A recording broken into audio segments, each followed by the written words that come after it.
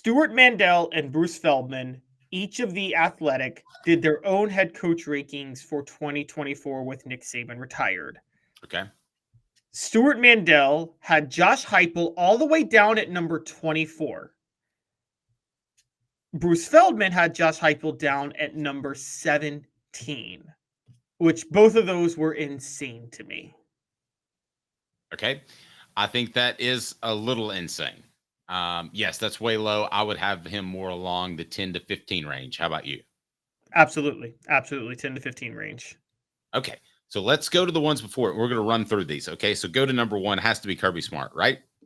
Yes, Kirby Smart is number one, and he's number one on both lists. Hey now. I can't argue with, Tennessee or any school would take Kirby Smart over Josh Heupel with what he's done. Who else? Number two, Dabo Swinney. Hey now. I would have to take him. He brings stability. He brings championships. What else? Even though I think he's on the downside of his career. All right, so number three on Feldman's list and number two on Stewart Mandel's list is Lance Leipold at Kansas.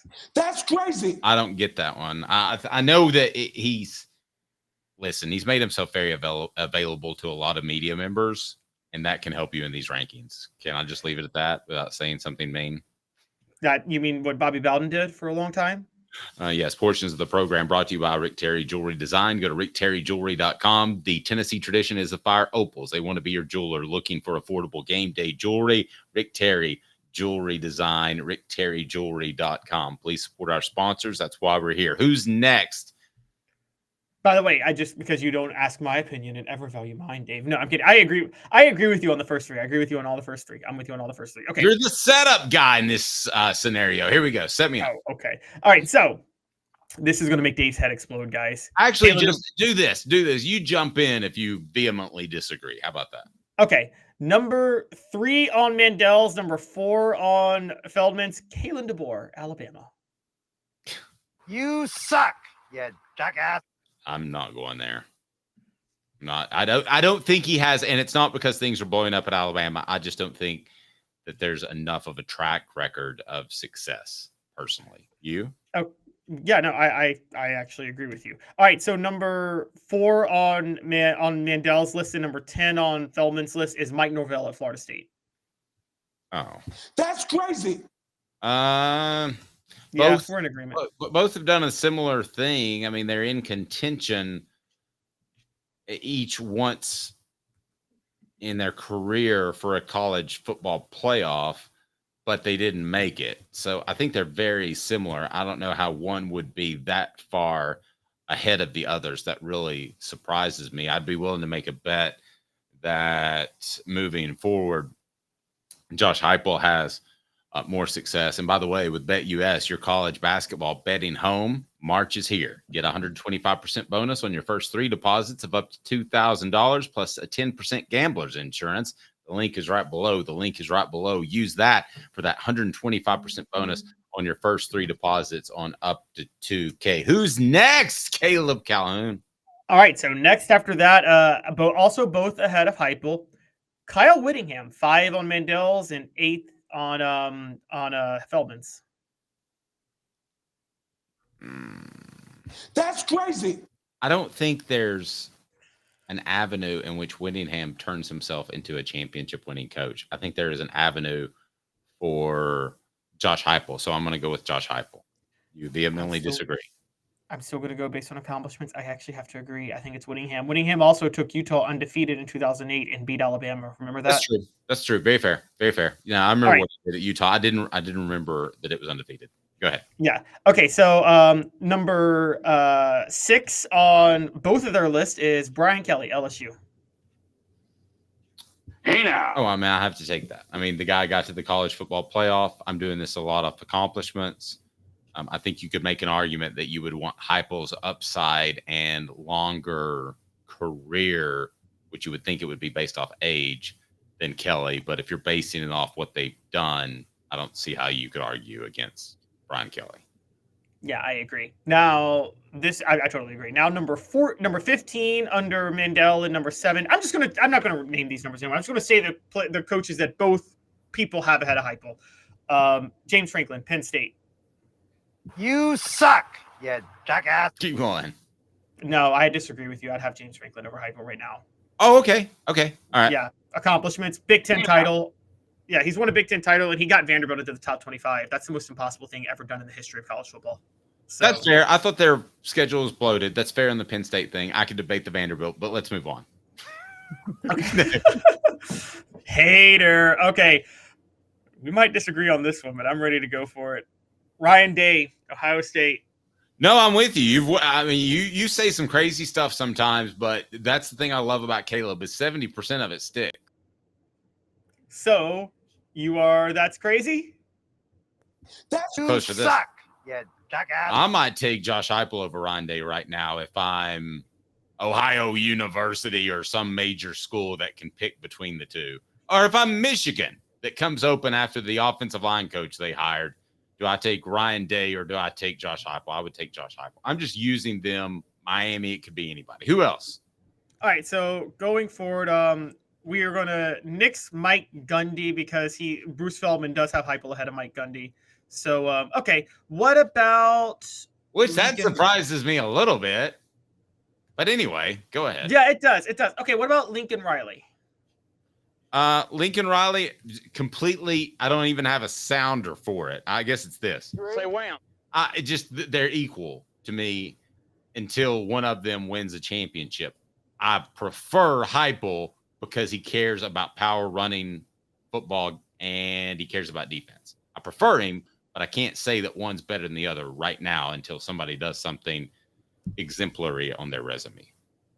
Okay, I'm actually with you. I'm with you. What about Oral Boy Sark? You said or Oral Boy Sark. I don't know what that meant. Sarkisian.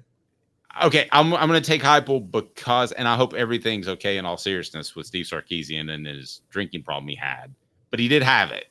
So I'm going to take Josh Heupel based off that. All right, who's next? Brought to you by Boundless Moving. From their 2-hour minimum to turnkey operations, they've got you covered. Personal service without limits. Not just a tagline. It's part of who they are. It's in their DNA. Boundless Moving. That's my mover. Support our sponsors. That's why we're here. All right, who's next?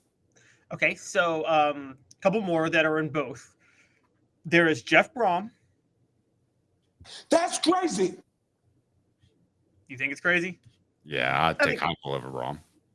I think that's fair. I think I'm probably with you on this. Okay. And somebody posted on the message board, look, I love Hype. He's just got to prove it this year. We're under the assumption that he is going to prove it this year to at least the extent of 10 wins, right? I mean, that's what we're assuming. If that's not the case, then we're having a way different discussion 12 months from now. Who else is on this list? Yeah, we're absolutely having a different discussion at that point. Okay, so a couple more. These are some funny ones, by the way. Chris Kleiman, Kansas State. You suck, you jackass. I don't even understand. I haven't gotten one Peyton on this one. I think I'm going to get Peyton on this one. I got a couple more for Peyton that we can bring Peyton. But I forgot about Peyton altogether. Okay, go. Yo, you get some Peyton because he's my favorite drop. Okay, this might be Peyton one. Both of them have Mark Stoops ahead of Heupel. That's hot. They're like, that is total bullshit. Hot and BS. No, I can't have Stoops ahead of. That makes no sense to me whatsoever. Stoops is at a program where he's fine being average. Josh Heupel's at a program where if he's average, he's going to get fired in 3 years. Now, here's the fun one. Ready, Tennessee fans? I think every Tennessee fan's head is going to explode that both have ahead of him. Scared. Dave Clawson at Wake Forest. Tennessee center Cooper Mays here. Third down. I didn't know which one to play because Dave Clawson has completely rebuilt his career. He doesn't do the flip-flopping of offensive linemen. I've talked to coaches who have been blown away. He was so bad at Tennessee that he might not ever get a better shot than Wake, but what he's done at Wake has been tremendous. So I think you actually have to have this conversation of, are they equals? Equals in that they're not the same person, but equals in that they're equally likable as a hiring agent. Okay. But they're not equals in terms of, I think one has a glass ceiling. I think the other can win championships. But right now, Clausen at Wake has been pretty good. He has. I think Dave Clawson is the perfect hire for Wake Forest. Is that fair to say? I agree. And the most imperfect hire for Tennessee as an offensive coordinator in 2000. The most imperfect hire for Tennessee possible. Yeah, no, I think Dave Clawson was the perfect hire for Wake Forest. He's done a very good job. I still would take Josh Heupel because I do think Josh Heupel has a higher ceiling. And also, look, Dave Clawson's best year at Wake Forest in 10 years there was they went 11-3 in 2021, and he played for the ACC title and finished in the top 15. Josh Heupel's best year was going 11-2 and finishing in the top 6, and he also finished in the top 10 at UCF one year, which going undefeated at UCF is kind of the effective of losing 3 games in the ACC, kind of similar. So I think Josh Heupel has. I'm going to go Josh Heupel above Dave Clawson. Even though, but it's closer than most people would like to hear that follow Tennessee. Rob says, like and subscribe and share, not on Facebook. You can still share on Facebook. Hopefully we won't get banned again, but if we do, we'll roll on. Now, by the way, Stewart Mandel had Kirk Ferentz ahead of Josh Heupel. Oh, no, I'm sorry. Not Stewart Mandel. Feldman had Kirk Ferentz ahead of Josh Heupel, if you want your head to explode. To me, that's almost comparing Sharks and Lions. I mean, they're just so different. One is totally okay with winning 9 games the rest of his career. The other, if you told him that you're only going to average 9 wins a season for the rest of your career, would be physically ill. I mean, they're just 2 totally different cats. You see what I'm saying? Oh, yeah. Kirk Ferentz has mastered the art of doing just enough to not get fired so he collects a paycheck every year. Yes, and lowering expectations. He's not one that comes out and crows about his signing day. He's one that comes out and says, well, we got to develop these players. They're not very good. What he's going to end up developing players for is other programs. But nevertheless, anybody else in front of Heupel? It feels like there's been an army, an Italian army in front of one. Well, okay, we can go. These are ones that know, but that they don't agree on. But there's a few more that Stewart Mandel has ahead of Heupel. I can go down the list real quick. So we can name Lane Kiffin. That's actually a debatable one. That's hot. I think they're coin flip, but I would probably. If I didn't know that was Paris Hilton, I just thought that was Lane Kiffin's girlfriend talking to him. It probably was. Maybe it was. As a matter of fact, maybe I got him to record that for me. You never know. Okay, I would actually go Heupel because of the. That's hot. Reference that you mentioned. Who else you got? Okay. I actually agree with this one, and you probably won't, but Luke Fickell at Wisconsin. They're like, that is total bullshit. I like Luke. I don't like Luke that much. Luke Fickell got to a college football playoff. Heupel hasn't done that yet. That's true. At a smaller school. All right. There. I'll give you that one. Okay. So we are, let's see. We mentioned Dave Clawson. Jeff Brom. Did we mention Jeff Brom at Louisville? Both of them had Jeff Brom ahead of him. They're like, that is total bullshit. I don't see that. Do you? Is that just because he's longer? Well, Tennessee almost hired Jeff Brom in 2017, and I think he has a very good cutting edge offense. So I could see the argument because he did go, but 11-2 at Louisville is not 11-2 at Tennessee. And as a matter of fact, it was 10-3 and he lost to Kentucky. So I'm going to trust your judgment. I haven't seen him in a while, but his offense in a while. But last time I saw it, it was pretty pro style. But I'll trust your judgment on that because you're It's actually like it's like a new version of it. It's similar to what Jeff Tedford and Pat Hill used to do. Not in the sense of it's a pro style offense, but it's very creative and ahead of its time for the college level. Does that make sense? You take it over Heupel's? No, I wouldn't. But I wouldn't take any. Yeah.